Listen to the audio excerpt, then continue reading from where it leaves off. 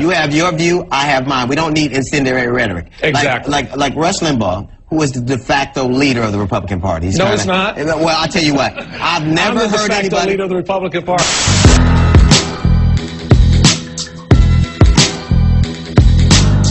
Right now, the Republican Party needs to be led, and it will be. Who's the head of the Republican Party right now? Is Rahm Emanuel right? Is it Rush Limbaugh? It's time, Mr. Steele, for you to go behind the scenes and start doing the work that you were elected to do, instead of trying to be some talking head media star, which you're having a tough time pulling off. But it seems to me that it's Michael Steele who is off to a shaky start. Let's put it in the context here. Rush Limbaugh is an entertainer.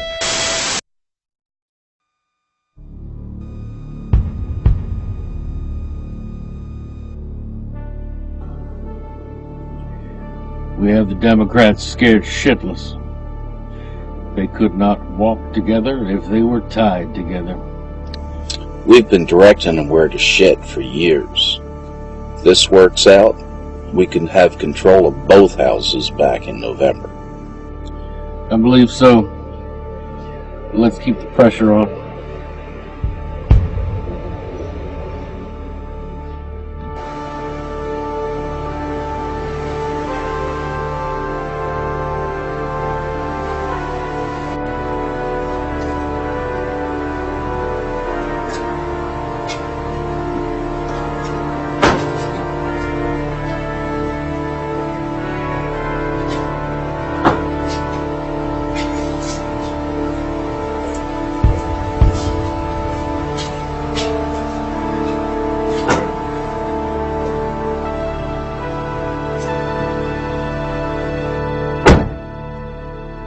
Hello, gentlemen.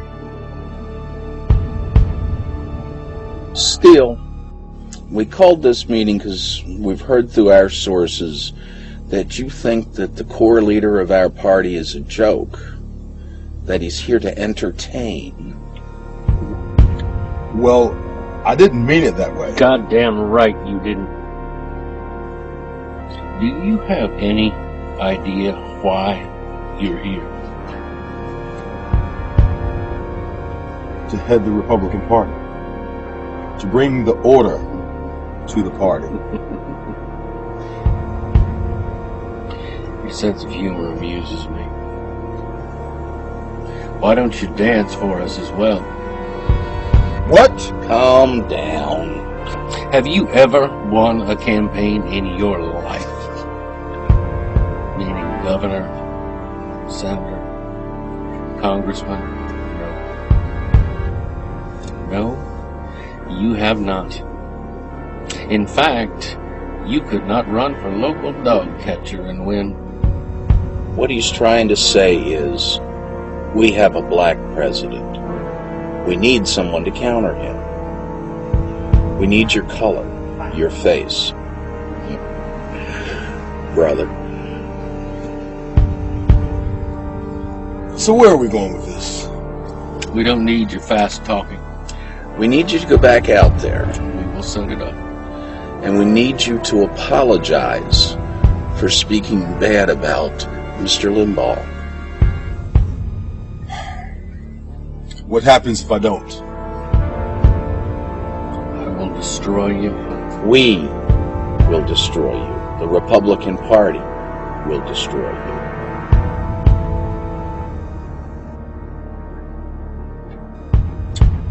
Are we through?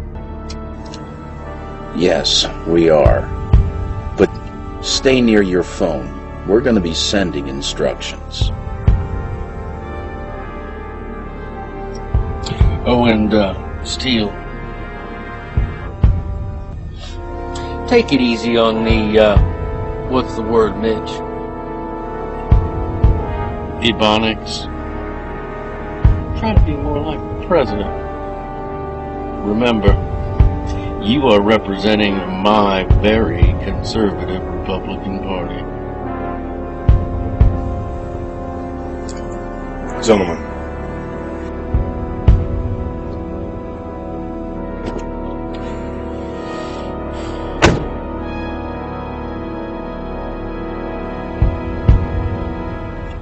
What do you think?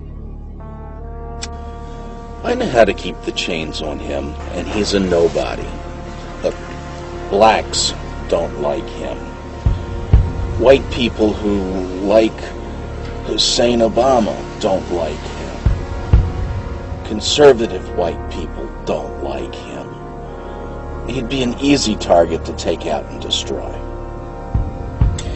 Very good.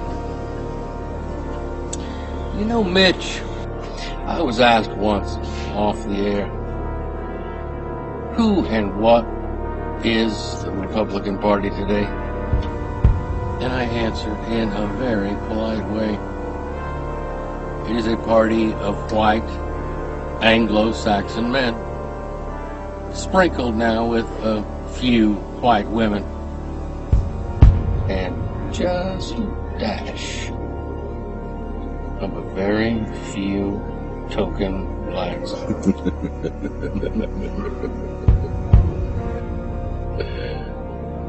You did have this card debugged. Yes, of course. And I have to get ready for the Hill tomorrow. Now, what do you want to do about this senator from Massachusetts? You tell him I want to meet with him next week so I can tell him how we do things here in Washington. Doesn't Rush Limbaugh put people like you in a very tough position? If you agree with him publicly, it sounds like you're rooting against the economic recovery, and yet if you disagree with him and call him an entertainer and say he's provocative and sometimes what he says is ugly, you're put in a position where you got to run and apologize to him. Look, that's the nature of this job, baby. So, Michael Steele's calling to the principal's office by Rush Limbaugh. Here's Michael Steele's in an interview with Politico. My intent was not to go after Rush. I have enormous respect for Rush Limbaugh. I was maybe a little bit inarticulate. There was no attempt on my part to diminish his voice or his leadership. I went back to that tape and realized that what I said wasn't what I was thinking. It was one of those things where what I was thinking, I was saying one thing and it came out differently. What I was trying to say, a lot of people want to make Rush the scapegoat, the boogeyman, and he's not, Chuck. You know what, Joe? I guess Chuck, how pathetic is it? I apologize to nobody.